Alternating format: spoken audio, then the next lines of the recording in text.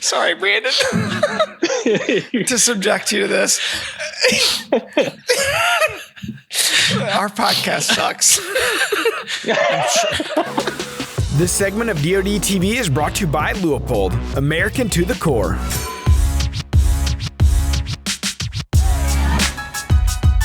What's up, everybody? Welcome back to the Drury Outdoors 100% Wild podcast. We are powered by venison and DeerCast. There you go. We eat a lot of deer meat.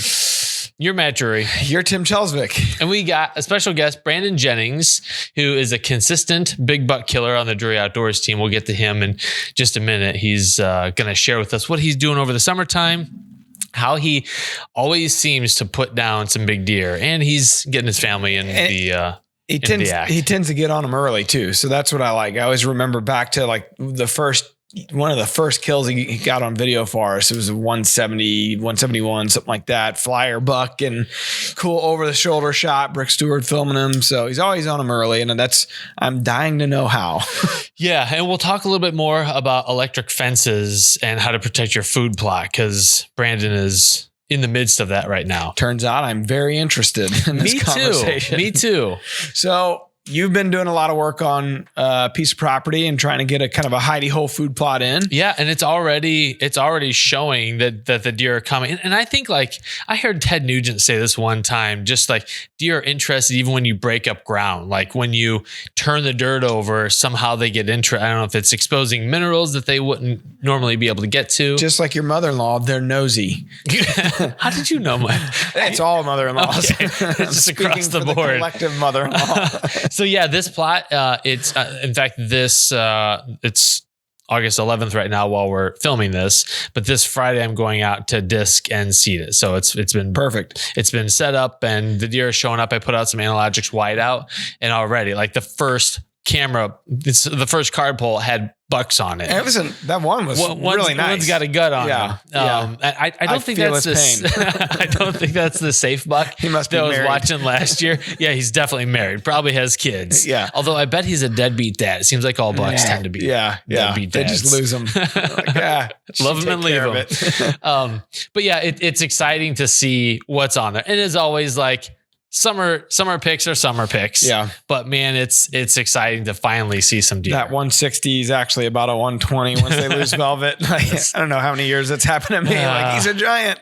Oh, you'd think by now we would learn, but no, we're eternal optimists. Yeah. So what's new on your piece of property? Well, Scott and I went up there, like, as you said, as we're filming this, we went up there last Saturday, and so the gamble this time of year, you're always everybody's watching that forecast. Like, I'm dialed into DeerCast because I got the 10-day. Obviously, I got the You got Elite? I got an Elite. Somehow I managed an Elite. Balling. I actually did pay for it. Me too.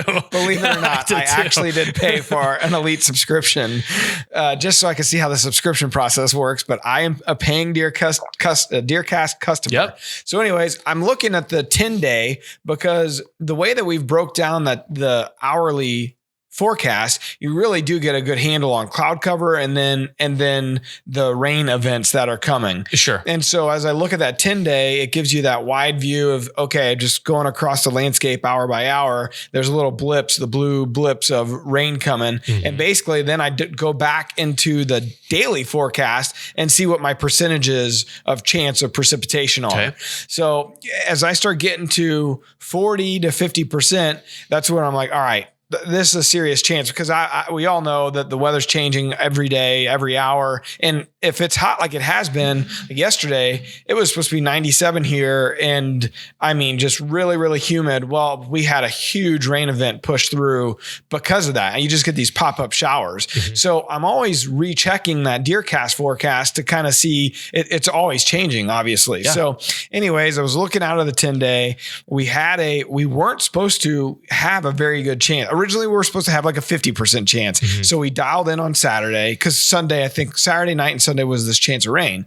And then it went down to like 30. And I'm like, so this is the gamble as a food plot person. You're trying to figure out, is it worth it or is it not worth it? And August is historically a dry month. Yeah. I mean, you could plant this thing and not get rain for 3 weeks. Mm-hmm. I mean, that's a real likelihood. So a lot of guys that I know planted that first weekend of August because there was a huge rain event. Well, shit, it was like 5 inches of rain came through for a lot of people. Like it was almost too much rain, if you just got your seeds in and, kind of make this thick layer of that, or that kind of thick layer of crust where the mud, once it dries out, where they can't push up through there. So I missed that first weekend. That was the story we told where I had asked Dad if I should plant. He said no. And then he planted.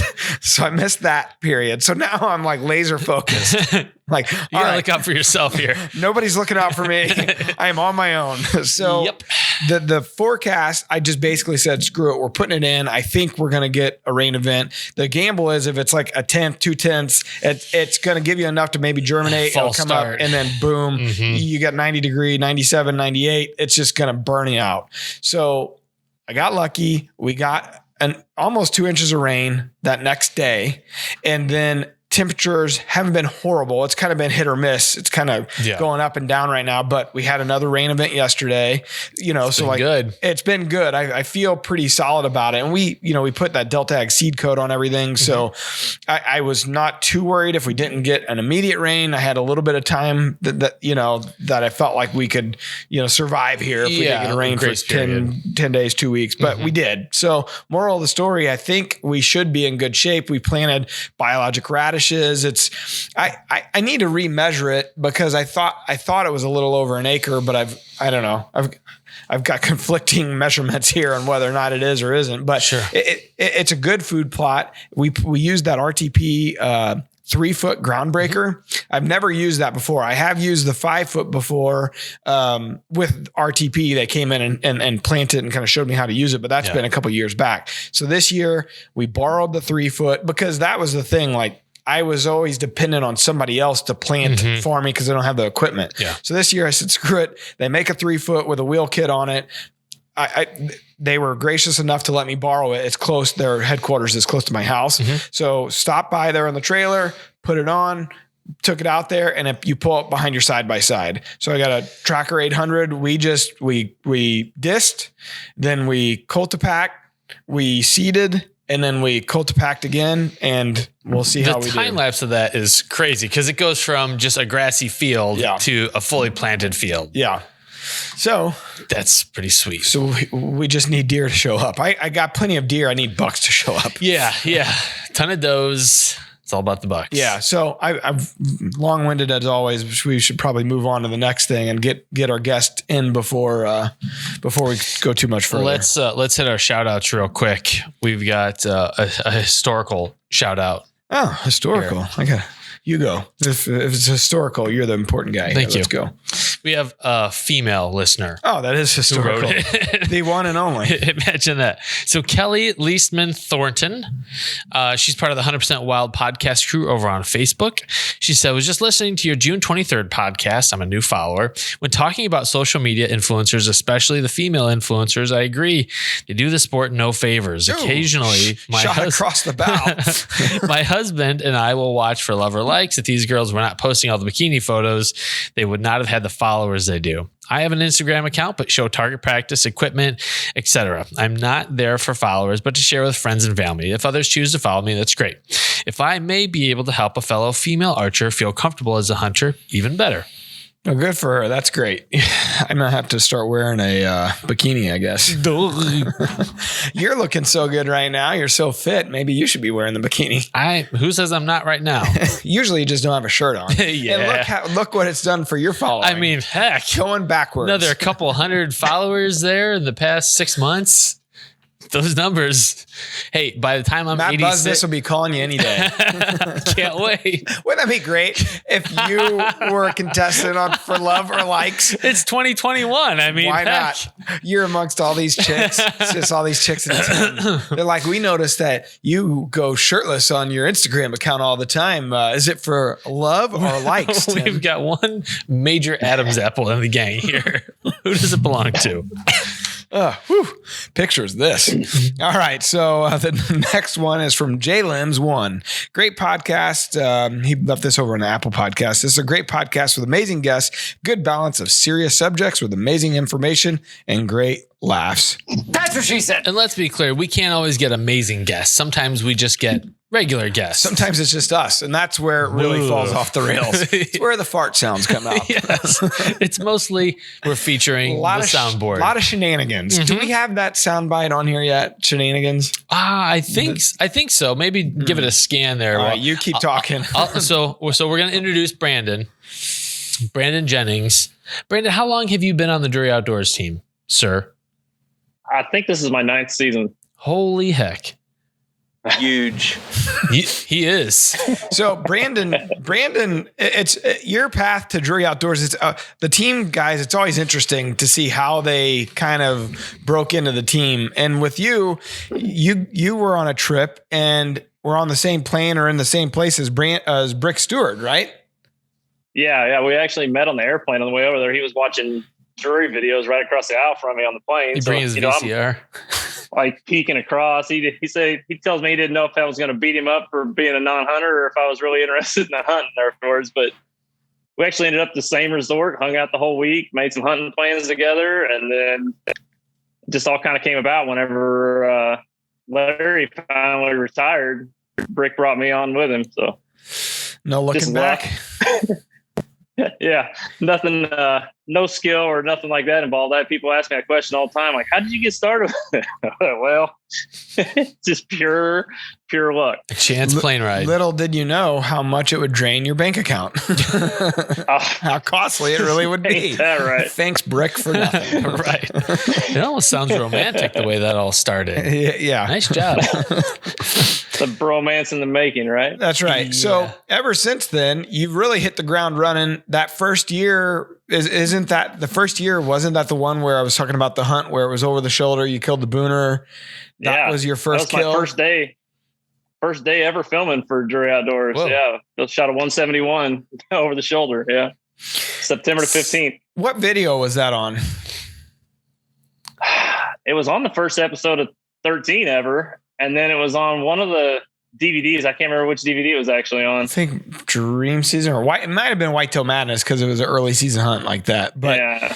it was such a cool video because you just kind of follow the path of that arrow. The deer is coming out. He was coming out from the timber to this edge of this food plot, and it's everything's so green. The deer, he's huge, obviously, and Brandon had it dialed in on his trail camera pictures leading into it. And right out of the gate, here he comes. So that always amazes me because I've never had any success in the early season like that, because once that bachelor group breaks up and they lose their velvet, like my deer seem to disappear. And I know this is the case for a lot of people when they're kind of refiguring out where they're going and kind of their new travel paths.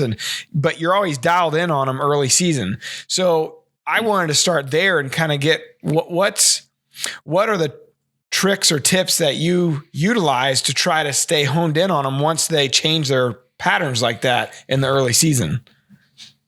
Yeah, we kill more deer in September than we kill any other month of the year. It's my favorite month, September and then late November, early December. I think the rut's the most overrated time in the whole whitetail calendar, in my opinion. But when they start to lose velvet, like you said, I watch them all summer, and low intrusion is the biggest key to this whole thing. You bump that deer one time, the whole thing's over with. So we're watching cameras, we're checking them midday, only when we got the wind correct, and we're following the deer around. And if you can get them on a pattern, they'll stay on that pattern. We've been super deadly in that first 4 or 5 days of the season in Missouri, which is the 15th to the 20th.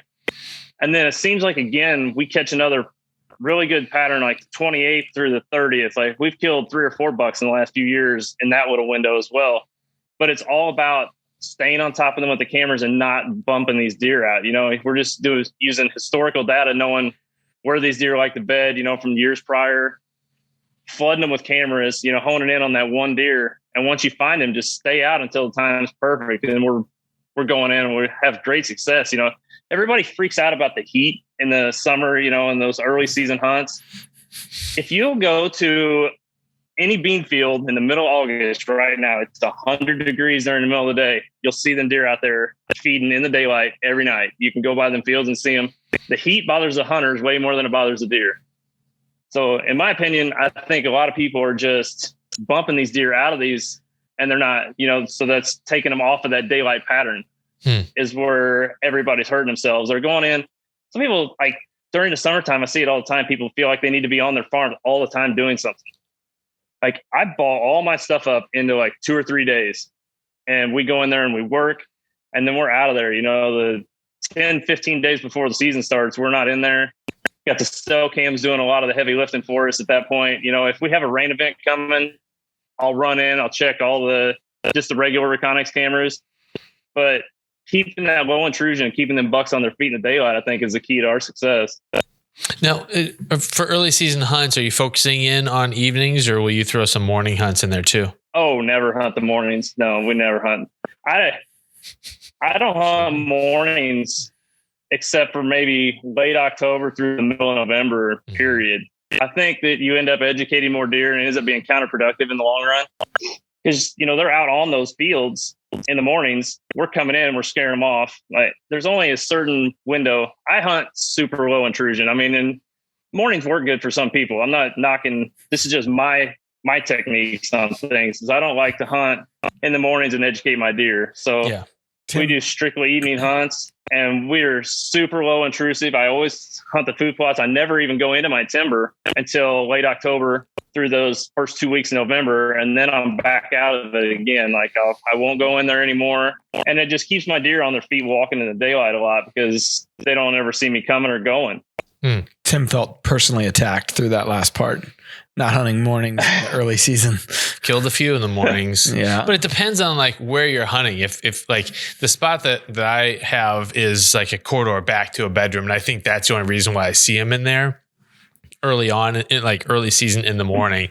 There's just a tiny little window around 7:30 that you see deer moving through there. And that works on certain farms too. It kind of goes back to the DNA of your farm.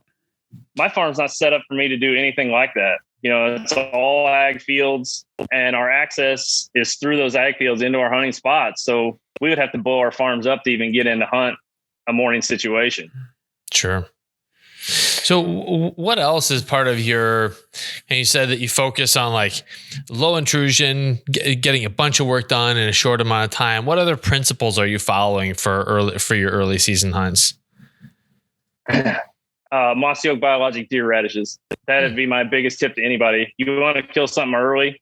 I plant that in all my best spots. All the spots where I know I have shooters, the mossy oak biologic deer radishes go in. Like they're so deadly early. They keep their palatability up through the year, and then they'll get on the bulbs late. So we do that a lot. And I think a lot of times people tend to overplant if that's the thing. Like they put too much food on their farms. The whole purpose of a food plot is to put all the deer into one spot right in front of you. Well, if you've got several food plots in an area where that target buck can go here, here, here, here, then you can't really pin him down to the one location you're wanting to do. So I kind of break my farms down into sections, and, just through historic trail cameras, I'll know that certain bucks will hang out here and I never get pictures of them over here. And these will hang out over here and I never get pictures of them off of these.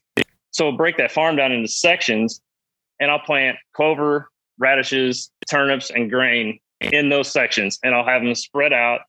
The clover and the radishes are great early. They'll get back on the bulbs and the radishes late, but the turnips, they won't touch the turnips until frost. It's when the sugars break down.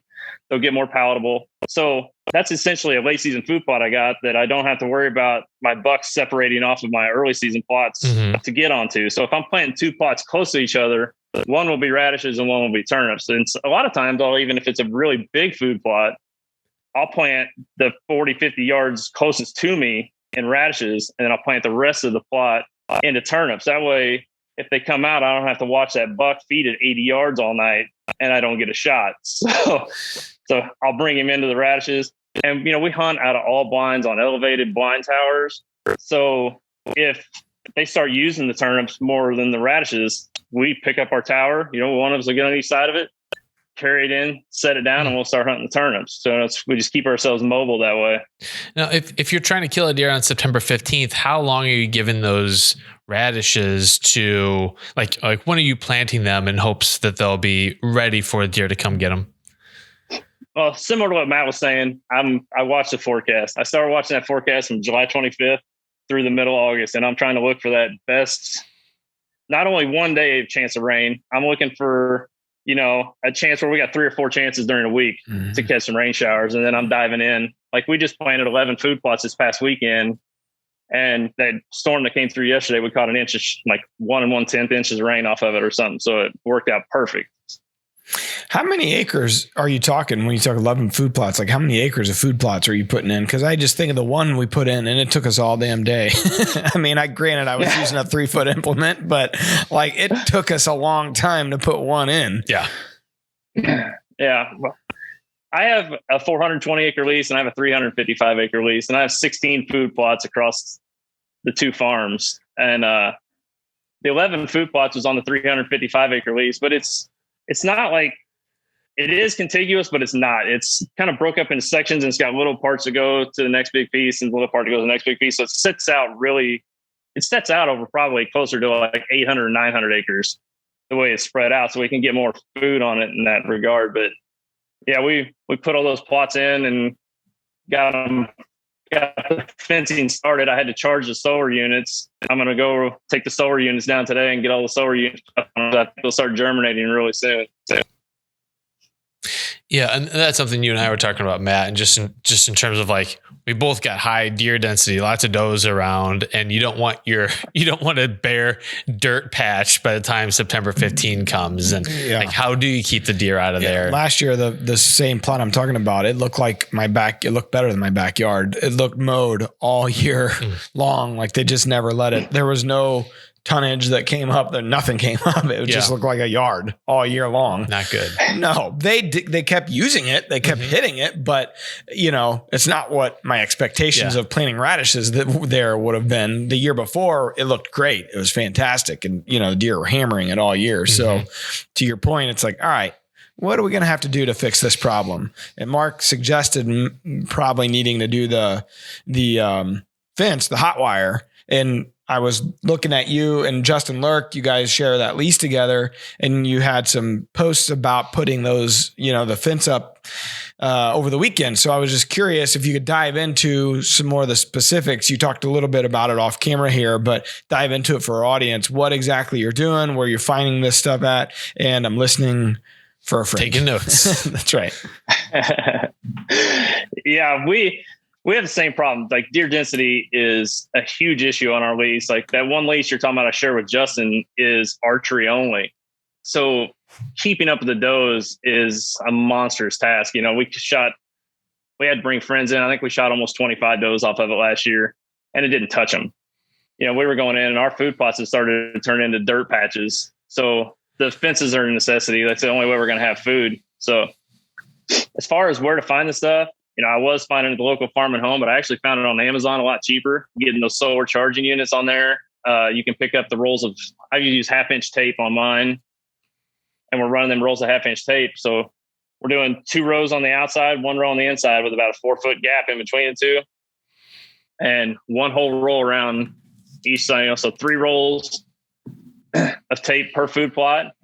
And I mean, I just hope this year that it changes things for us. I know I've seen pictures of everybody from years past that have done it, and you'll see outside the plots, they'll be this tall, and inside their cages, and you've actually got a real food plot. And that'll be huge for us in the late season and even the early season to start, if we can actually maintain a food plot, because the deer are so bad on that farm. The farmer farms almost 90 acres and there's not a thing left on it. The deer made them all. Well, that's kind of the problem I'm having. For us to have food, that's our only chance. Yeah, that's kind of the problem I'm having. The farmer totally switched what he just quit planting food up top because the deer just hammer it down to nothing. And obviously then all that does is put even more pressure on the food plots. Yeah, so, you got the only food around now. Yeah. So when do you then go back through and like in my case, I got radishes planted. I want them for that September 15th or early season. When do you go back in and take the tape off? I figure we'll go back in about 10 days prior and take the tape off and not only is that going to give the deer time to start using them, but that's going to give me time to figure out who's using them and where, so we've kind of get a game plan as far as, who we're going to target and who's daylight and so on and so forth. Well, how about hold on one second. One of our alarms on our server room's going off. Hold on a second. Scott's going to have Joe take care. It's the battery backup on his workstation. Can we unplug it all together? And it goes off. Okay. Sorry about that. Brandon, talk about general kind of retail prices on like the solar unit, the tape, just kind of the accessories it takes for someone to get started. Between, the solar unit that we found on Amazon ends up being about $110 for the solar unit. And then the rolls of tape are $20 to $25 a roll. And then you're going to need 8 T-posts, because you're going to need a T-post at every corner for both sets of rows. So 8 T-posts. And then you'll need the little fiberglass step-in post. You'll need one of them about every 10 yards or every 30 foot. So what we figured out is it takes about 38 of those step-in fiberglass posts, 8 T-posts, the solar unit, and then you got to buy a little $6 deal that goes from the solar unit to the fence to charge the fence. You got to buy a ground rod. And then you essentially just take a roll of just little wire, and you'll go around one row of your fence down to the bottom row of your fence, and then take it across to the inside row, and that'll charge your whole fence from the charger. Just basic wire. Just go from there to there to there to charge your fence. And other than that, the only thing you're going to need is T-post clips. They sell them in packs of 25. They're like $10, and you wrap them around your T-post, and that's what your wire is going to hang on to keep your wire from touching the metal T-post and drowning it out. We figure we have about $400 of fence in them by the time it's all said and done. It sounds like it's a monumental cost in the beginning, but they're only going to be out for a couple of months, so they'll stay in good shape. You'll be able to use them for years to come. So it's a big upfront cost for long-term gain. So you saying 400 per plot? Yeah. Yeah. Yeah, that is. I mean, Kramer was saying he spent, $1,500 or so on his. And so, I mean, that would be in line with what he's saying too. Yeah. And then you start thinking about the savings in terms of like, you'll actually have a plot, all the time and money that you put into putting the plot in, it'll be there when you want it to be there. Oh, I mean, that you think about long-term savings, think about how much it costs to put a food plot in. By the time you're buying, $100 worth of seed, $100 worth of fertilizer, your lime, your time. Time is of the essence to me. Like, that's the biggest thing I lose when I go out there and do all this.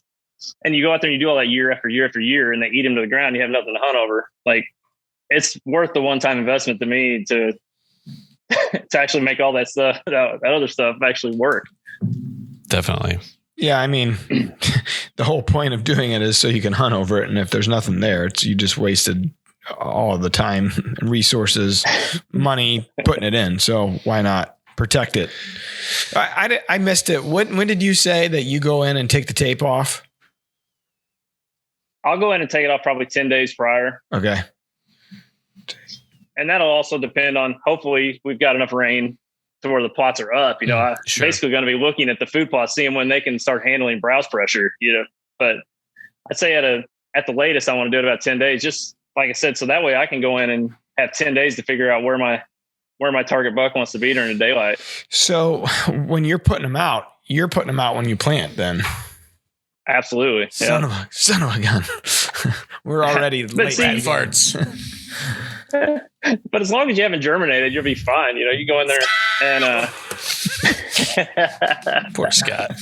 Scott, you don't know it, but I just put your name out here on the soundboard. We're filming before a live studio audience. All right. Well, I think another trick that we use that helps us a lot with our early season hunting and our hunting in general is those pop-up blinds on towers. I think it gets overlooked so much. I know if people enjoy hunting from trees, and I get it. You have some of your naturals. I won't hunt from a blind, whatever. I mean, that's good for you. I get whatever works for you. But you go out there and you're sitting in a tree.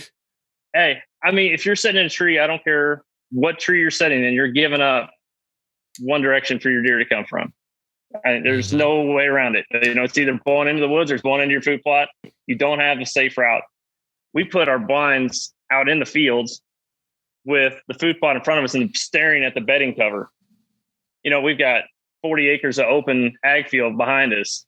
and we're blowing our wind out across the ag field and let the deer walk out to us. So like I said, if you bump that deer one time, it's over, and even if you have, so like I think of our scenario there at the staging plot, we had one tree in a fence row that we hung in. It wasn't a big tree, but that's where we first started. We hung in this tree. We always felt like this is a good little staging area that they go to.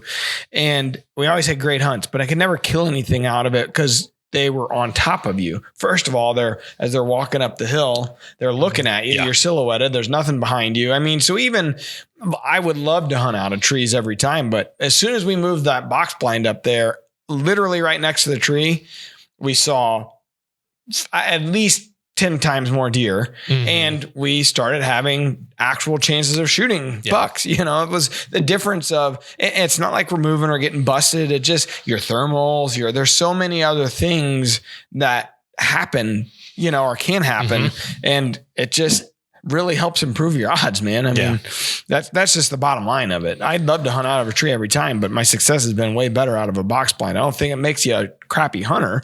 I think it's a reality of, you can't control what the wind does with your scent, even if you practice the best scent control. And you're maximizing your opportunities. I know on TV, the crew in there, they edit it out to make it look like we see giant deer every time we go sit, and I'll have 40 or 50 sits in between kills, and we kill 7 or 8 a year, but you have a lot of days in there and you're trying to maximize, 4, 5, 6 opportunities out of the whole season. And, you just don't want to leave one of them opportunities to chance like that. I just feel like our odds are better out of the blinds doing it the way we do it. Man, did you guys see Chris Comstock's little trick that he shared in the Facebook group? He texted it to me because he knows. So he was bought a soft side 360 blind, and we use them as well. And they're great blinds. It's not really a cloth. I don't know. It's almost like a sleeping bag type of material. I don't know or quilt. It's quilted. Quilt type of material. And it's really, it really is nice in the late season. Like it keeps you pretty warm in there, but it's a zipper windows. So it's just material. And then you can unzip the windows and open them up.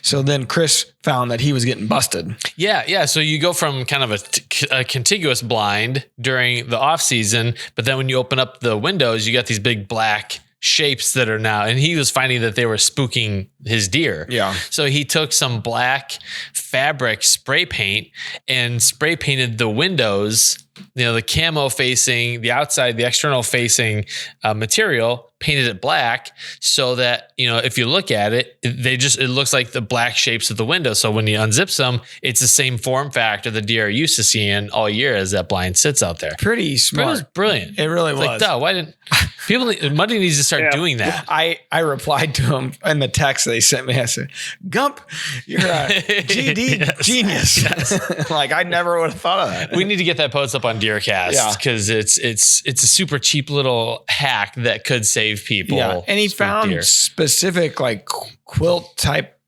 cloth type of spray paint. It wasn't just black spray paint, because that's what Scott and I were talking. It's like, just go get some black spray paint. I was like, he used a special, I don't know if it matters or not, but he went on Amazon or something and found a special material, special spray paint for that type of material. Yeah. So great idea. That's something I've done in the past too. The hay bale blinds. Yep. You can turn the window coverings the other way, and I'll leave them black all year instead of using the actual side that's the same color as the blind. That way they're used to that. Yeah. That's smart. I just popped up a Muddy VS 360 on that little plot that I built, and I might, because I don't want a bunch, don't want crap getting in there. It's sitting right now with the front blinds open like it'll be when I hunt it, but I may just flip the windows around because they're black. Yeah. See, this podcast does make a difference. For some.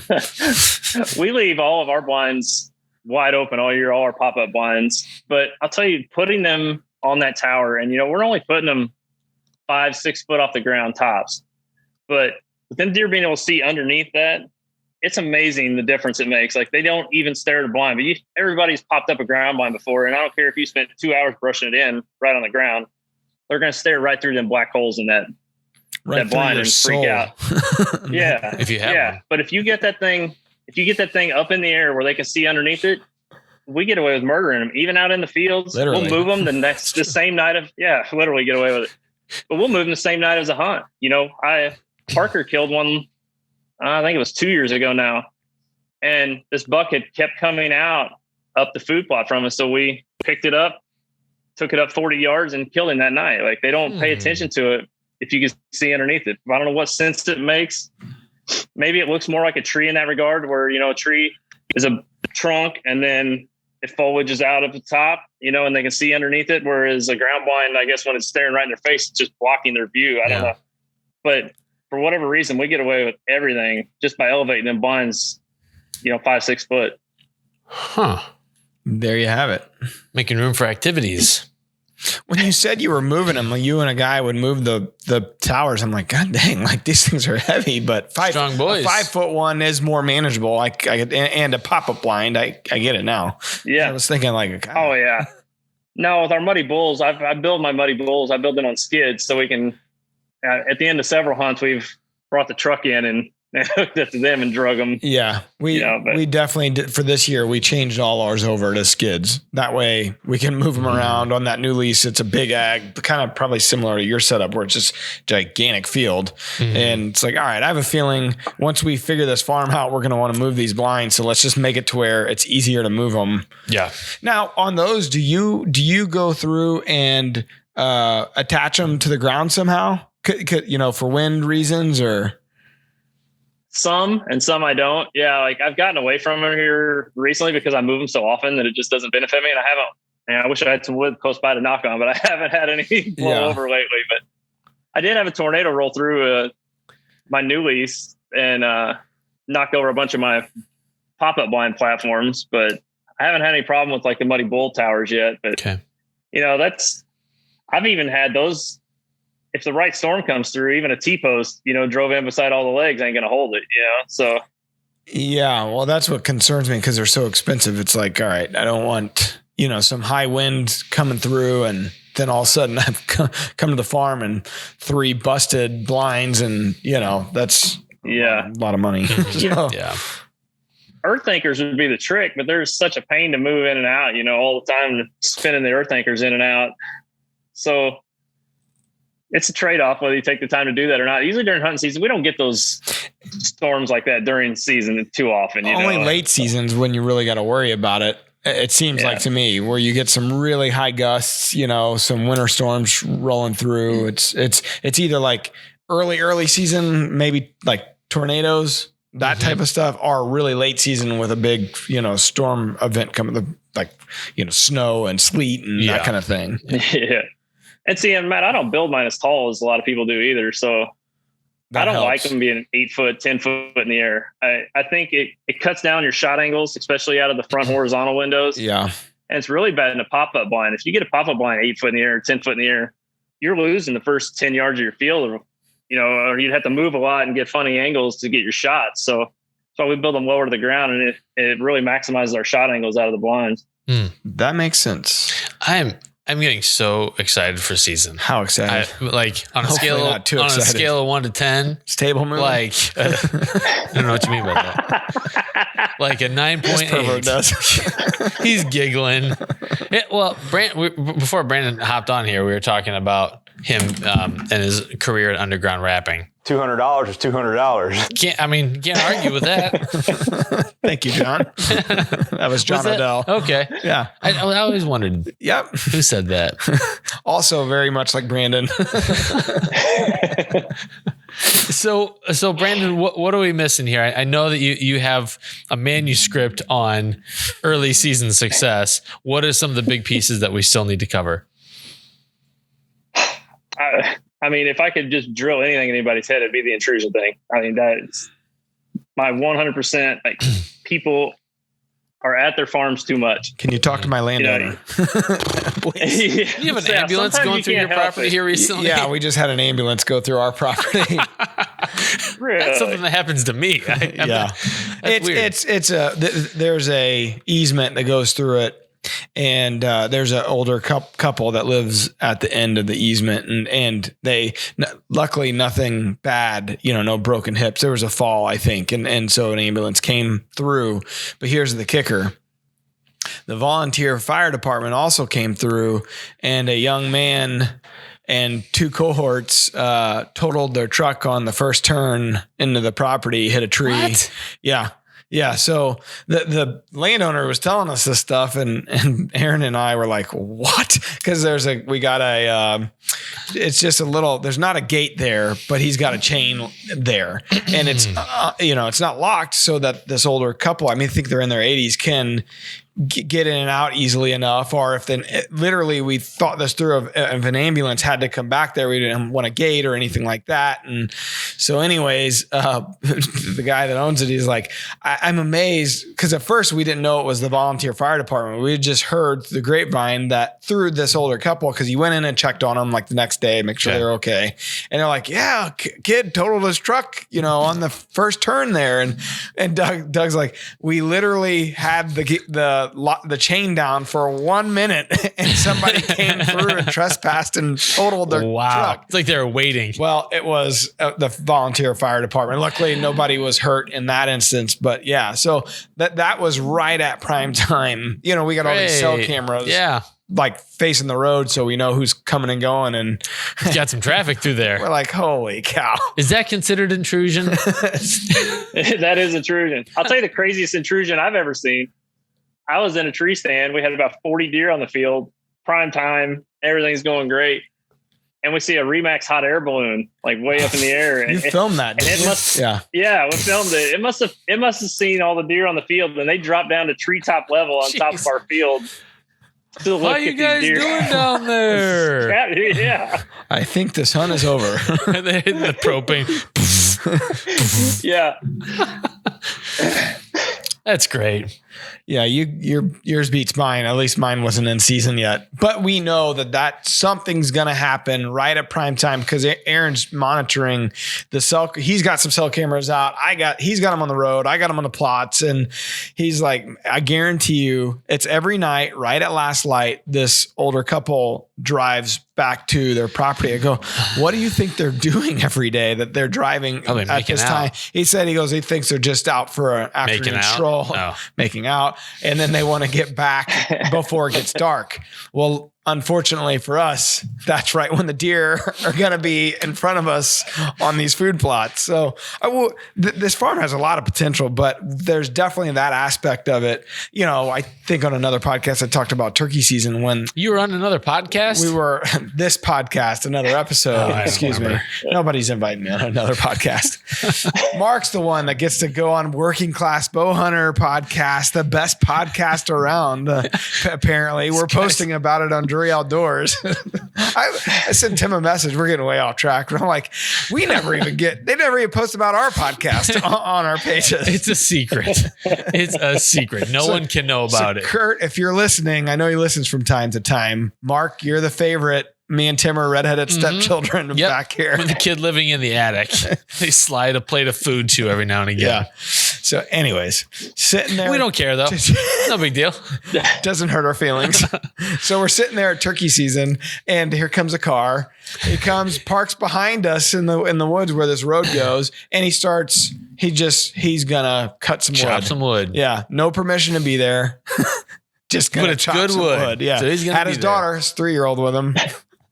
So it's just a nice day out on the farm. You can't make this up. So I know once hunting season comes, we're going to have issues. I'm sure we'll talk about it on the podcast. I'm sure it's going to screw us at some point, but it's got a lot of potential. Make for a great story. Yeah. Well, sounds like my lease in the city limits, Matt. Like potential everywhere, and man, the people around there, they act like they own it. Yeah. I didn't see any no trespassing signs. Oh, I'm sorry. Did you get it confused with your 355 acres that you own back here? Yeah. Like they think they're just, they live in the city. They're allowed to walk all over that. I don't know. They think they're hot, but you know what? They're not. Thank you. We finish each other's sentences. I was gonna say sandwiches. So I'm glad That'd be weird. Donuts, maybe. I can't finish this thing. Well, let me have it. 1 Coke, 2 straws. How about we move on to the question of the day? Please. Anytime you'd like to. Oh, that's my turn. Okay. First time. All right. The question of the day is proudly brought to you by Victory Archery, the carbon arrow experts. Hey guys, just wanted to start off by saying I love the podcast. You guys are awesome. I enjoy listening and hearing the information talked about on the show. My question is having to do with food plots. So this time of year, we would usually plant our food plots in northern Missouri around the middle of August in and around a rain event. This year, because of time, we are only able to make it up on August 7th for planting. And that's a little earlier than normal. And if there's no rain, I was wondering if that would ruin our chances and ruin our plots. Should we wait till September when our schedules open back up?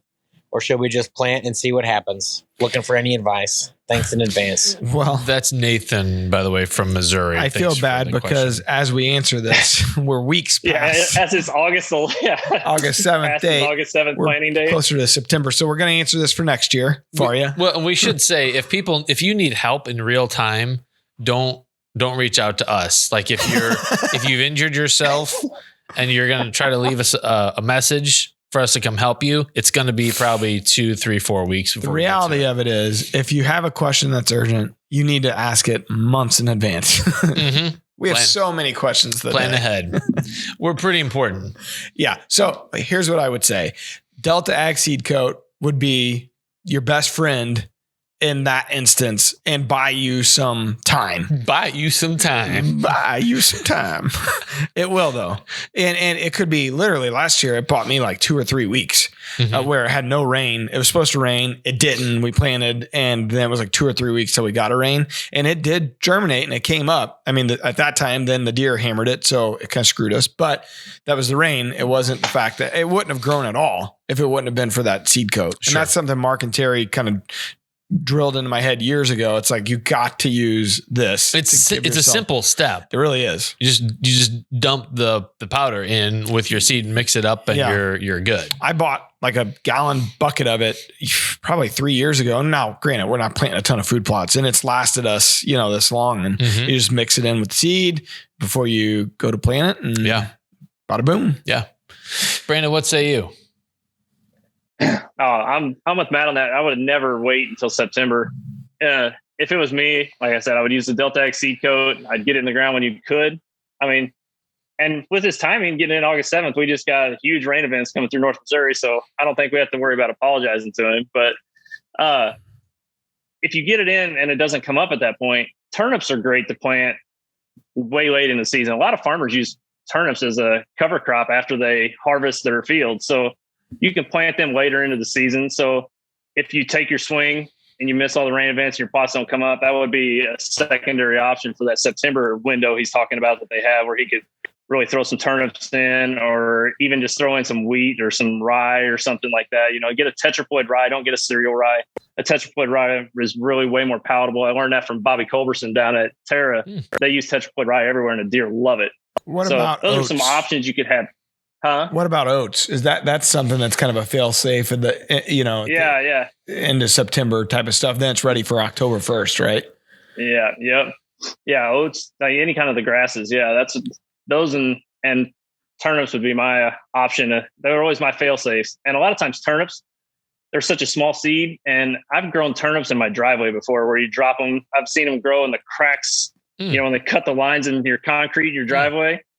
They'll grow in there. They'll grow anywhere. So you can actually go over and overseed your plots with turnips late if you have patches in your food plots that didn't grow, or if you just had a whole food plot didn't grow. Just go overseed them real quick before a rain event, and you'll get some ground cover with them. A lot of guys right now are at home thinking, I got a driveway plot I could put in this fall. I was actually thinking about my backyard. Yeah.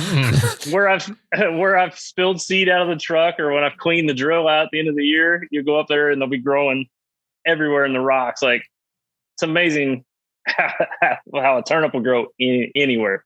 The amazing turnip. Let's have some more amazingness with this week's wildlife word. It's brought to you by Hunter Specialties. Building purpose-driven tools for serious hunters.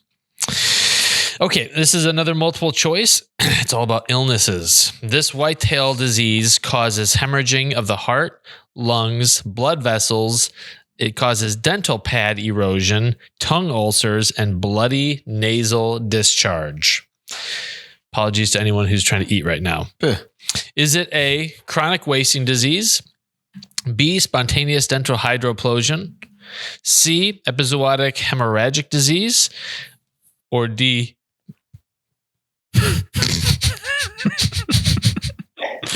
Continue. That's pretty crappy when you laugh this hard at your own jokes. D, D, plumpkin syndrome. Look at this guy. I'm really funny, and I make myself laugh a lot. You're not a doucher. Thank you. Okay, let's hear. Hold on. Here's what I really think. You want to punch me right now, but You saved me. I could. Pumpkins. I mean, it was not that funny. Nope. You're crying over it though. So. Yeah, I cry easily. So as you were typing this, were you crying this hard? Giggling. Oh, I'm gonna get them good. These shenanigans. Speaking of getting people, if folks aren't in the 100% Wild podcast crew page, there's a fun behind the scenes prankster video that we posted yesterday. Okay, so it'll give you some insight as to how Tim's humor is. He thinks he's funny, but it was not funny. Oh man, I thought like plumpkin syndrome. See, you're laughing. no, laughing at. Got you. Not with. It's different. Isn't it? Yeah, he got me good. He changed my teleprompter Ron Burgundy style. He put some exclamation points in there. Or question marks, I forget which. Yeah, you go watch it. It's worth a watch. Yes. Okay, so the whitetail disease causing hemorrhaging of the heart, lungs, blood vessels, dental pad erosion, all that stuff. Is it chronic wasting disease, spontaneous dental hydroplosion, epizootic hemorrhagic disease, or plumpkin syndrome? D. Alan's just shaking his head. If you're asking me, I would think it would be EHD, episodic hemorrhagic disease. But Yeah, I was going to go with C as well. Yep, you boys are right. While we're at it. Why not? Yep, this is the time of year where EHD starts to become.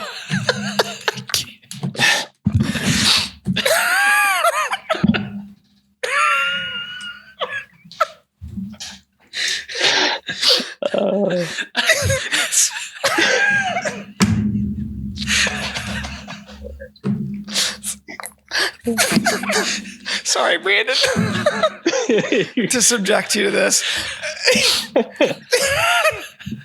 Our podcast sucks. Trying to be serious about EHD. Tim literally crying. Yeah, this time of year, people are concerned about their deer dying. And hard farts. That's what that's labeled. Sorry. Sorry, Dad. Anywho. I think that you had to label the different types of farts is the funniest thing to me. Oh, yeah. There's a trumpet butt fart. There's an oil slick fart. Catastrophic fart. All kind. I got diarrhea. There's all kinds in here. I took a lot of pride in naming those fart sound effects too. But you don't say that. No, I won't anymore. We're done talking about farts. It's 100% serious from here on out. All right. So EHD causes all those terrible things to happen to deer. Yeah, so this is the time of year where it basically starts to pop back up. Actually, I just saw Dave Kramer posted about the fact that he had, found a bag of bones basically next to his pond, and he was worried about EHD, but he got like an inch of rain or 2 inches rain or something like that. So he's hoping it saves him for the remainder here of the summer. So but literally that's how crazy HD is, and it happens all the time where a guy not even in the same county, where a guy next door is like, it didn't really affect me at all, and then you go a mile or two and it's like, man, I got devastated by it. Well, these pop-up storms that happen happen and roll through in August because of this humidity and heat. Like it literally can save your butt, save your farm, and save your deer herd. Or if you miss that rain, not only is it screwing you from a food plot standpoint, but it really does put a hurting on the deer herd. So it's unfortunate because it takes years to come back from. Yeah, it's one of those things where also like you're taking your summer trail cam pictures with a grain of salt, because until you get the deer, and even during deer season, people like are still experiencing deer dying during season with EHD. So it's not until you get that first hard frost that you can kind of put that to bed for the year. Yep. So anyway, yeah, you talk about how pocketed the storms can be. Yesterday, my one lease is about 30 miles south of me, got 1.1.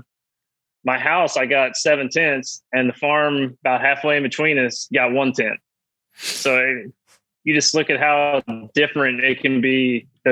And that's why, it's so pocketed. EHD will pop up and just destroy certain areas, and other areas won't have it. But starting to hear reports out of central Iowa about finding a lot of dead deer right now. So it's always that deer hunter's worst nightmare. That's a good point. If you're starting to hear of EHD popping up around you, we'd love to hear about it in the show comments. So whether you're listening on your favorite platform or you're in YouTube or DeerCast, leave us some comments below and let us know if you're hearing of EHD outbreaks starting to happen and kind of generally speaking where at. Because this time of year, we always like to try to keep tabs on it and see if it's popping up. So Yep. all right. Okay. Well, we finished strong there. We got a little off track. We ruined Brandon's day, but we came with the heat today. Yeah, I think we did. Brandon, thanks so much for the tactical tips, man. I that's stuff that people can actually do, and hopefully it gets them starting their season strong, maybe punching a tag earlier than they thought they could. Yeah. And like I said, Matt, we did that video. It's on YouTube about how to build them blind towers. I get comments all the time. People hitting me up in the DMs all the time asking me further questions on that. So a lot of people are seeing that. And so if you're wondering how we're building them towers, that's a good place to go check it out. It's on the Jury YouTube page. Yep. So if you go to the Jury Outdoors YouTube page and just in the search feature, if you type in probably Brandon Jennings, I would think, and maybe even blinds, I would think it would filter it out and populate it. So yeah, it's a good video. It literally it's a how-to video. I mean, it takes you through every step and dimensions and all that stuff. So sweet. All right. Well, Brandon, good luck in the early season. I know you're heading out to Alberta with Wade to hunt with Corey Jarvis at Three Rivers Adventures. So good luck on that as well. Cannot wait. Yeah. He's the best. Canada didn't get hunted last year. It should be really, really good up there this year. It really should. And Corey's one of the best out there. So I guarantee you he's going to be honed in on a good group for you to go hunt. So cool. All right, man. Look forward to having you on the podcast again. Maybe we'll get a catch up with you after Alberta, and good luck this season. All right. Thanks for having me on. I'll do it anytime, fellas. All right. Thank you. Good. And everyone, thanks for watching at home. If you haven't yet, upgrade your DeerCast because season's about to start. It's the easiest thing you can do. That's what she said. To have success in your season. All right. Until next time. See ya. Peace out. The results are in. DeerCast said it was supposed to be a great night. Well, here you go. DeerCast said great. It doesn't exist anywhere else but in DeerCast. Hunters love DeerCast's exclusive deer movement forecast. Get ahead of your game with DeerCast. We're adding new videos every week, so make sure to click that subscribe button and check out all of our amazing content. This episode of DoD TV was brought to you by Bass Pro Shops and Cabela's.